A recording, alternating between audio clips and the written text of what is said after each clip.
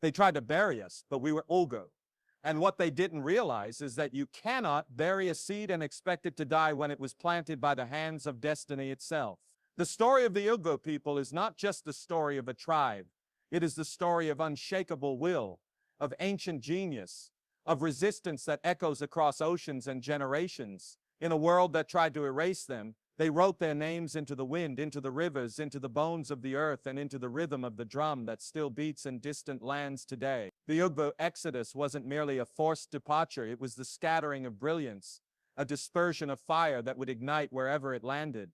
Before slave ships disrupted the peace of the Niger hotlands, the Igbo lived as a deeply rooted people, structured, wise, and spiritually attuned. Their systems of government functioned on dialogue and equality. Their spiritual life celebrated the balance between the divine and the individual. Their markets bustled with trade. Their art told stories in metal and wood, and their philosophy honored personal destiny. Known as in that world, names mattered. Titles were earned. Ancestors walked beside the living. Every child was born not just with breath but with purpose. But then came the chains. The slave trade did not simply steal bodies, it attempted to rob memory. It aimed to disconnect a people from their origin, strip them of identity, rename them and sell them as nothing more than property. Yet even in chains, the Igbo carried something that could not be shackled. Their spirit torn from their homeland. They were thrown into the dark holds of ships that smelled of fear and death, but inside those holds they sang songs that remembered home. They prayed in tones that spoke to ancestors. Even when the language was outlawed, they passed whispers of freedom from one generation to the next. When they reached foreign shores, they were not empty shells, they were walking archives of African brilliance. One of the most powerful and haunting moments in African American history is the story of Igbo landing. In 1803, a group of enslaved Igbos brought to Georgia revolted against their captors. Bound and beaten, they refused to surrender their essence. As the story goes, they walked into the water chanting, choosing the spiritual realm over the indignity of bondage. Some say they drowned, others say they flew back to Africa. What is certain is that they left behind more than bodies. They left behind a spiritual blueprint for resistance, a declaration to the world. We may be taken, but we will not be broken. The Igbo exodus continued in many forms. During colonization, they faced a different kind of bondage, the theft of land, culture, and political agency. British indirect rule sought to install artificial kings over a people who governed themselves with fairness and accountability. Colonial powers misunderstood or chose to ignore the decentralized democracy of the Igbo village republics, their sophisticated justice systems, and their cultural emphasis on personal excellence. But through education and enterprise, the Igbo adapted. They took what was meant to suppress them and turned it into tools of survival. Missionary schools became launchpads for intellectual awakening. Colonial roads became paths to business networks. Every attempt to erase them only sharpened their memory. After Nigeria's independence, when ethnic tension erupted and the Biafran War cast a shadow over the land, the Igbo people faced another exodus, this time a desperate flight from genocide and political marginalization. They buried their dead in silence, rebuilt with bare hands, and taught their children that failure is never the final word. And once again they rose. They did not wait for the world to offer justice, they built their own ladder. Today you'll find their descendants not just in Nigeria but in every corner of the globe, turning dust into gold, turning exile into empire, turning trauma into testimony. But the exodus has never just been physical, it has been spiritual, cultural, and mental. For every Igbo descendant who forgot their language, a proverb still lived in their grandmother's lullaby. For every village burned, there remained a song, a carving, a name that survived in silence. For every name lost, a spirit remained. And now the world begins to remember. Through DNA, art, music, film, and literature, the Igbo story is being reclaimed. Afro-descendants from America to the Caribbean are discovering that the strength in their bones, the vision in their hearts, the resilience in their souls, these are not coincidences, these are ancestral echoes. The world watches, often in disbelief, at the entrepreneurial spirit of the Igbo. How, with so little, they create so much. But what the world fails to see is that it is not about money, nor fame, nor conquest. It is about the promise made to the ancestors, We will survive. We will teach our children your names, your ways, your courage. Every market woman who rises before dawn to feed her family is part of the Exodus. Every craftsman carving symbols into wood is part of the Exodus. Every youth studying by candlelight, dreaming of tomorrow, carries the legacy forward. They tried to bury the Igbo, but the Igbo remembered they were seeds. Let this not be mistaken for nostalgia. This is not a cry for pity. It is a call for awakening. To the children of the Diaspora, whose blood remembers what their minds forgot, know this: you are not lost, you are not rootless, you are not simply black, you are connected. Your laughter, your struggle, your rhythms, your vision, these are not merely modern expressions, they are ancient signals. The Exodus was real, but so is the return. When we speak of the Igbo, we speak of a people who never truly left. Their fingerprints are on the food in Louisiana, the drumbeats of Cuba, the resistance songs of Jamaica, the spirituals of Georgia, the ceremonies of Brazil. Even in exile, they made the world more beautiful, and today we do not just remember them, we become them again. In every classroom where African history is being taught truthfully, in every museum that dares to show the full picture, in every art piece that reclaims forgotten ancestors, the Igbo rise again. In the minds of scholars, in the hearts of poets, in the steps of dancers, in the prayers of the oppressed, they walk forward. Because they were never gone, they were only waiting for the world to listen. This is the legacy of the Igbo Exodus, a movement that was meant to end in silence but which now echoes with thunder, a story that was supposed to be buried under slavery, war, and colonization, but which refused to die. They tried to reduce the Igbo to numbers, to commodities, to shadow, but the Igbo transformed every exile into elevation, every fall into fuel, every pain into purpose, and now, with memory restored, with pride awakened, with eyes open wide, we walk the path of those who came before. Let this be the generation that ends forget. Let this be the moment we no longer whisper the names of our ancestors, but shout them. Let this be the era where African descendants, no matter where they are in the world, rise not as broken people but as heirs to an immortal legacy. The Igbo Exodus did not end in suffering. It began a journey of reclamation, and we are still walking it together, strong, unafraid, rooted in something that cannot be burned, bought, or buried, because we were never meant to die, we were meant to rise. The journey of the Igbo people through the brutal corridors of slavery and the suffocating walls of colonization was never simply a tale of disappearance or defeat. What the world mistook as an ending was actually a quiet but powerful beginning, a movement wrapped in agony but rooted in endurance. When chains were fastened and lands were torn apart, it looked like silence had won, but what actually happened was far more extraordinary. The people did not vanish, they transformed. They were not erased, they evolved. The exodus of the Igbo, though born in suffering, became the origin of new voices, new rhythms, new identities shaped by memory rather than erased by force. The journey across oceans was not a falling away, it was a scattering of brilliance. From the shores of West Africa to the plantations of the Americas, the Igbo carried something that ships couldn't sink and cruelty couldn't crush. They carried knowledge, belief, rhythm, language, customs, dreams, and memory in their bones. As they were forced across foreign lands, what was taken from them outwardly became fuel for something deeply internal. The diaspora they became part of didn't dilute them, it magnified them. The exile became a seed that germinated in music, in spirituality, in resistance, in healing. Those seeds bloomed wherever they landed, in Haiti, in Brazil, in Cuba, in Jamaica, in the American South. You can trace the strength of the Igbo not through the pages of colonial textbooks, but in the chants sung during revolt, in the folk tales passed on in whispers, in the defiant traditions that refused to die. What began as captivity gave birth to cultural transformation. It did not remove the Igbo from the world.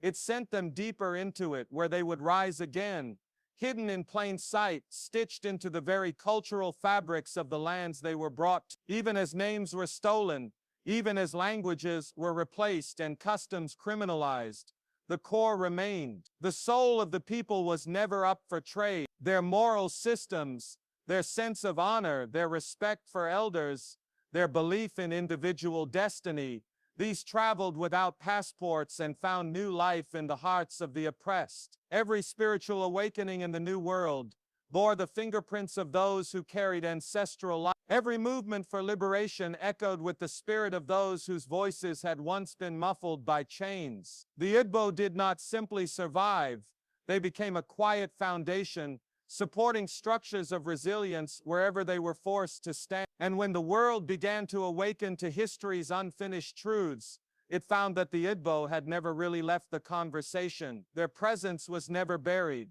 only hidden by design. As technology advanced and as consciousness expanded, children of the diaspora began to trace the lines back to their origin. DNA tests didn't just reveal genetics, they rekindled a flame. That flame lit the path backward, then forward again. Now artists, scholars, healers, teachers, and leaders are rising from every corner of the globe, reconnecting the ancient with the modern, using their talents not just to entertain but to educate and empower. The exodus of the Igbo did not end at the ports or the plantation. It became an invisible map of persistence. Every step forward in the face of injustice, every triumph over imposed limits, every cultural revival that honors the past while pushing into the future, these are testaments to the truth that the departure was never a disappearance, it was a planting. And like any great seed, it grew stronger underground until the time was right. That time is now. The world is watching the rise of a people it once tried to bury.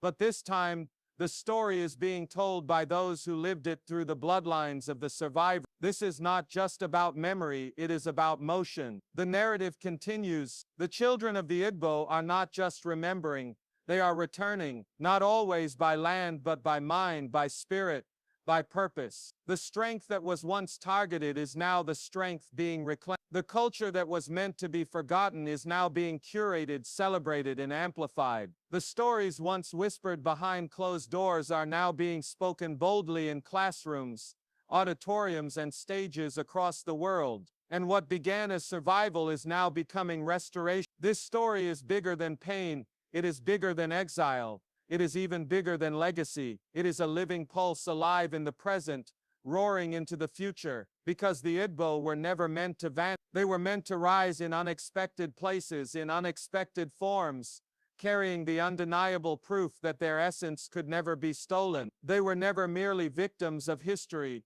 They became authors of resilience. And now the world is turning back to look, not at what was lost, but at what endured, not at what disappeared, but at what transformed. The Igbo exodus was never the end. It was the beginning of a legacy that still grows today. They tried to silence the Igbo spirit, not with swords or fire, but through erasure, by stripping names, changing languages, reshaping beliefs, and distorting histories.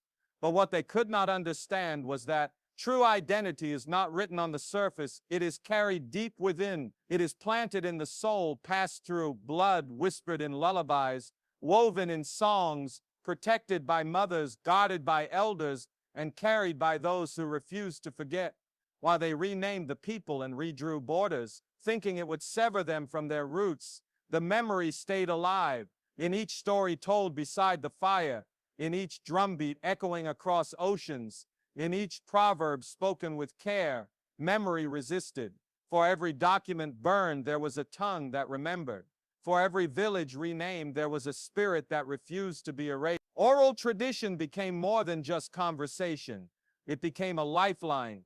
The elders, though broken in body, preserved what books tried to erase. They held on to the tales of ancestors, the origins of clans, the meanings of symbols, and the codes of the ancestors. Through story, they handed forward strength.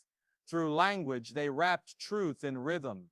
Through memory, they built a shield against the forgetting.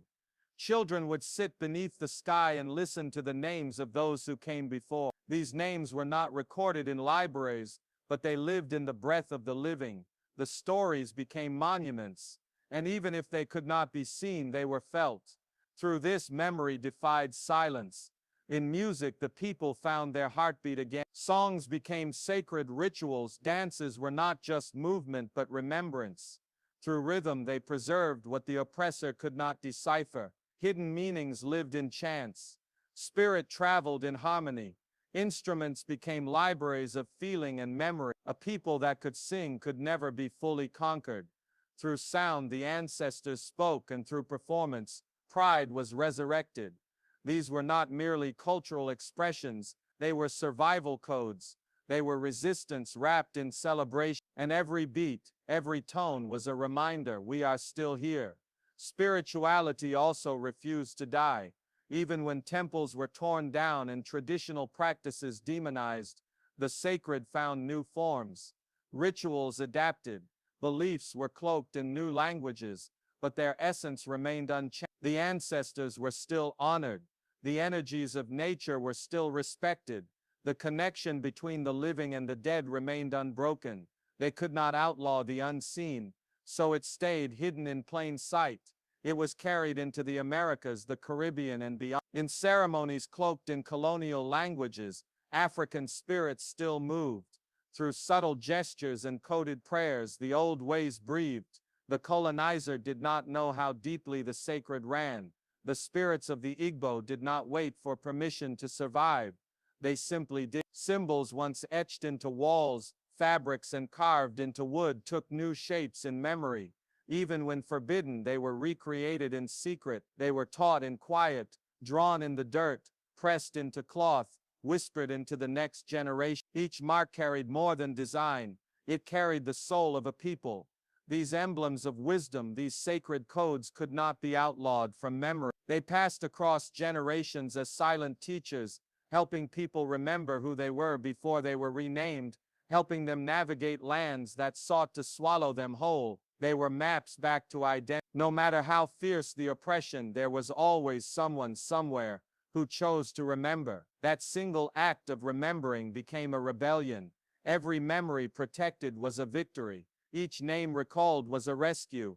Every cultural rhythm revived was a declaration. Forgetting would have been surrender, but remembering was resistance, and it continues. Today, across the diaspora, there is a return to these roots, not by accident but by memory calling home. Each time someone seeks to reconnect with lost heritage, that is the resistance still alive. Each time someone studies an old language, learns the meaning of an African name, wears a traditional garment with pride, sings the old songs, or honors the ancestors, that is the power of memory refusing to be erased. The battle for identity was never just about politics or geography. It was about memory, what could be preserved, what could be passed on, what could survive centuries of silence. And it did survive.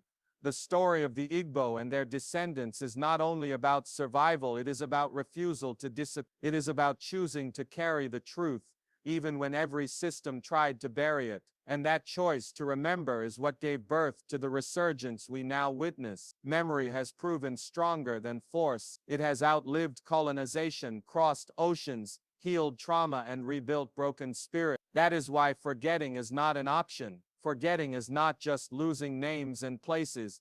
It is losing a piece of the soul. To forget is to allow the oppressor's work to continue. But to remember is to reclaim. To remember is to remember is to say, you tried to break us, but we still carry the flame. This is the sacred duty passed down. Never let memory die. Because when memory lives, identity rises. And when identity rises, a people can never be conquered again. They were taken in chains, but they were never truly broken.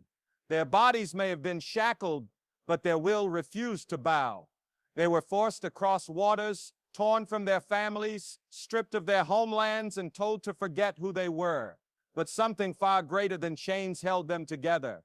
An unrelenting force deep inside them, unshakable and rooted in the identity they carried like fire in their hearts. This people, with history stretching far beyond the memory of colonial maps, held a code within them, a pride, a rhythm, a light that no injustice could put out. Even when their names were erased, even when they were renamed and rewritten in foreign tongues, the truth of who they were burned behind their eyes. They remembered, not just in thought, but in every breath, every custom, every act of resilience. They were not merely victims of history.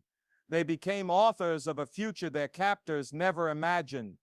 They came from a land where wisdom was passed not in books, but in action, where learning came from watching, doing, and understanding the sacred bond between earth, community, and spirit. They came from societies that honored respect, valor, cleverness, and contribution, and when they were cast into foreign lands with nothing but the strength of their backs and the clarity of their minds, they turned brokenness into invention. They turned exclusion into enterprise. They created systems of support where there was none. They educated themselves where they were denied education. They built homes, families, ideas, and movements from ruins. They walked into spaces where doors were shut and built their own gates. Their genius was in their endurance. Their gift was in their creativity. Their revenge was in their success. Despite being told they had no culture, they created languages within languages. They composed music out of mourning. They built from soil foreign to their ancestors. Even in exile, their dignity was stitched into every garment,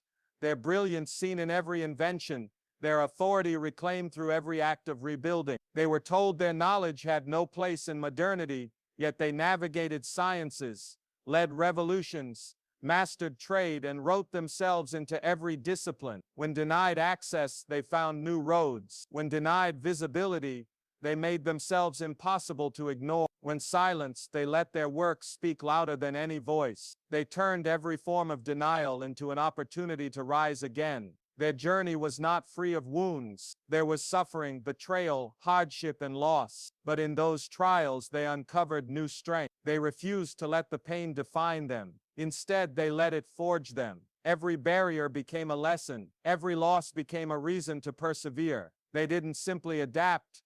They transformed. What others saw as broken, they saw as a beginning. What others dismissed as failure, they turned into fuel. What others overlooked became sacred. They understood that greatness isn't inherited. It is forged in the fire of resistance. They knew that legacy is not just what you leave behind. It is what you carry through the darkest valley. And they carried it with grace, with dignity, with relentless vision. They took pride in their roots, even when others tried to shame them. They wore their history not as a burden, but as a badge. They looked to the past not with longing, but with courage. They studied the moves of those before them, and they stepped further. Their children spoke with power. Their leaders walked with vision. Their teachers became vessels of light. Their elders reminded them of where they came from, and their youth reminded the world of where they were going. It was not arrogance. It was awakening. It was not rebellion. It was a declaration. They refused to be small so others could feel comfortable. They refused to fade into the background so false stories could remain unchallenged. They did not wait for permission to rise. They rose because it was time. Wherever they went, they left imprints of excellence. Across continents and countries, they are now known not by their pain but by their promise. Their hands have built cities. Their minds have launched innovation. Their voices have influenced nations. They do not chase validation because they know who they are. They do not seek pity because they have purpose. They do not carry bitterness because they carry wisdom. The world may not have expected them to recover. The world may not have prepared for their return, but return they did, not just to places but to purpose, not just to visibility but to power, not just to remembering but to rewriting. They stand today not just as survivors but as architects, not just as people of the past but as forces shaping the now and the future. They have not only preserved their heritage, they have expanded it. Their ancestors speak through their triumphs. Their journey is proof that no chain is stronger than the human will to thrive. No system can defeat a people who choose to rise again, and no lie can last when truth keeps rising through generations. This is not just a story of endurance. It is a story of excellence, not a story of what was taken, but what was built in spite of it. They were never buried, they were planted, and today they bloom. They whispered through the rustle of palm leaves, in the hum of lullabies passed down without scripts, in the rhythm of footsteps that knew ancient dances even when the mind had forgotten their name. The echoes of those who came before still move across time, carried not in books but in bone, not in ink but in blood. Though lands shifted and borders were redrawn, though names were altered and histories distorted, the ancestral voices did not vanish. They lingered in every story grandmother told, in every proverb grandfather shared under the moonlight, in every ritual that continued in secret when the world said it was no longer necessary. These were not just fragments of memory. They were instructions. They were reminders. They were calls to remember who we are. In the diaspora, the voices have never stopped speaking. They live in the way hands braid hair with unspoken meaning, in the pulse of drums that tell time and history at once, in the food seasoned with soul rather than measure, in spiritual songs that rise from pain but land in glory. They are present in the way children are named with purpose, in the respect shown to elders not because of age but because of lineage, in the insistence that we are never alone not because we are surrounded by people but because we are carried by ancestors. Though some say the past is behind us, in truth the past walks beside us. It nudges us when we lose our way, it shields us when the world grows cruel, it fuels us when hope seems distant. The whispers are loud to those who still their minds to listen. Even in unfamiliar places, those whispers took root. They shaped churches into sanctuaries of memory. They transformed sorrow into rhythm and grief into poetry. They resisted forgetting with every act of preservation. The children of those once displaced found themselves repeating gestures, singing phrases, drawing patterns they did not learn from textbooks. How could they know symbols that were hidden? How could they repeat sounds no one had taught them? Because heritage is not always taught. It is lived. Because blood remembers what tongues forget. Because the soul recognizes home even after generations of wandering. The ancestors never stopped speaking, it was the world that stopped listening. There is power in remembering, but greater power still lies in returning, not just to land but to identity, not just to old traditions but to truth. The symbols carved in cloth and wood, the melodies encoded in chants, the wisdom buried in customs are waiting to be decoded not by scholars alone but by children bold enough to ask the right questions. This isn't about nostalgia, it's about necessity, because without memory people drift, without history purpose dims, without connection a culture unravels. But when we listen, when we reclaim, when we realign with the voices that came before us, we become unshakable. We become a continuation rather than a break. We become whole again. These whispers are not weak. They thunder through generations. They tell us that we were once mathematicians before we were slaves, philosophers before we were silenced, healers before we were branded. They speak to us through Nisibiti symbols and Adinkra patterns, through folktales that hold universal law, through rites of passage that carry cosmic alignment. Even when disguised under colonial customs or hidden in plain sight, they remain, sometimes in dance, sometimes in posture, sometimes in the way a family raises its children. They remain because truth cannot die. They remain because those who carried the truth knew we would one day need it again. To hear them is not to romanticize the past but to restore the present. Listening does not mean turning back. It means stepping forward with clarity. It means understanding that language was more than speech. It was energy. That ritual was more than routine. It was technology. That memory was not just for mourning. It was for mobilizing. The more we listen, the more we remember that we were never disconnected, just displaced, never destroyed, just delayed. And now that we begin to hear, we can begin to act, not with anger, but with awareness, not with shame, but with pride, not with confusion, but with certainty. When we let those ancestral whispers rise again, we carry more than our own names. We carry legacies. We become translators of truth for a world drowning in noise. We become bridges between yesterday and tomorrow. We become students of ourselves. And in doing so, we revive a culture not for museums but for movements. We create a living future rooted in a sacred past. The ancestors never left us. The wisdom never disappeared. The question is not whether they still speak. The question is whether we're ready to listen. The movement we see rising today across nations, languages, and generations is not an accident. It is not random. It did not begin on social media, and it will not end in hashtags or brief moments of trend. What we witness is the reawakening of something ancient, something buried under centuries of silence, distortion, and displacement.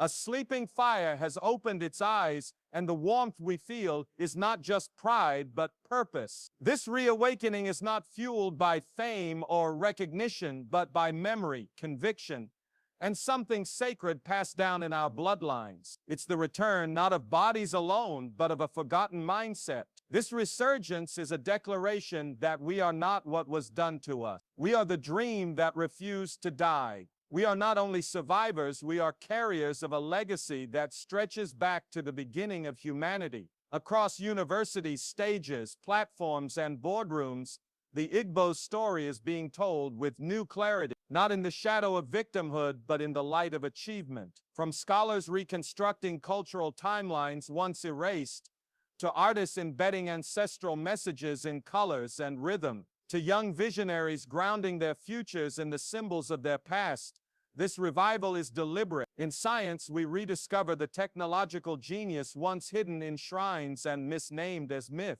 In philosophy, we uncover ethical systems that governed entire civilizations without prisons, without police, without written law code. In medicine, we retrace steps that healed communities using natural wisdom still unmatched by modern labs. This return is not romanticism, it is reclamation. For too long, the identity of the Igbo was reduced to survival under slavery, rebellion in colonial records, and a footnote in foreign written histories. But that was never the full story. Before conflict, there was innovation. Before oppression, there was organization. Before exile, there was excellence. Now that buried excellence is rising again, not to beg for validation, but to remind the world that greatness does not need permission. It only needs recognition. And that recognition begins with us. In every child who learns the meaning of their name, in every family that chooses to speak their language again, in every artist who uses their platform to encode culture into expression, we see that this return is not passive. It is powerful. It is intentional. It is generational. This reclamation is happening in real time. It's in the books that were never taught in school, now shared across digital classrooms. It's in the cultural attire worn not as costume but as statement. It's in the elders whose wisdom is finally being recorded before it fades. It's in the festivals restored not just as entertainment, but as acts of remembrance. The return is not a single moment. It is a collective movement, a return to dignity, to sovereignty, to meaning. It is the restoration of a voice that was never truly lost, only suppressed. And now the silence has been broken. The voice is speaking again, not with bitterness but with boldness. We are not returning to imitate the past. We are returning to understand its roots and carry its fruit into the future. The ancestors planted seeds even in the soil of suffering. What we grow now is because of what they guarded. They encoded their truths in song, in proverb, in ritual, in the way they lived. We are decoding that wisdom not for nostalgia but for strategy, because knowing who we were gives power to who we are becoming. The resurgence of African consciousness, especially through the Igbo legacy, is not just about being seen by others. It's about seeing ourselves fully. It's about no longer waiting for a system to tell us we matter, but creating systems that reflect our truth, honor our roots, and protect our paths. Every time a person traces their roots and discovers a hidden tribe, a forbidden name, a language whispered by grandparents, a drumbeat that stirs something primal inside, it is more than an emotional moment. It is a spiritual unlocking. It is an act of justice. It is the return of something holy. And we are seeing this all over the world. People whose blood remembers what their textbooks never told them. People whose dreams are guided by spirits their minds do not yet understand. People whose very existence is proof that truth cannot be erased, only delayed. That is what this moment represents. A reversal of erasure, a reversal of distortion, a reversal of fear. We are the return. We are the memory that breathes. We are the legacy in motion. Not every answer will be found in archives. Some will be discovered in intuition. Not every map will be written on paper. Some will be walked with ancestors whispering through our bones. The torch we carry is not lit by fire alone, but by purpose. A purpose inherited, not chosen. A mission encoded in our DNA to remember, to rise, and to rebuild. This is not just about pride. It is about restoration. This is not only a cultural movement, it is a historical correction. And those who choose to carry this torch will light paths for generations who will not have to search as long as we did to know who they are. They will walk taller, speak clearer, and dream bigger, because we decided to return.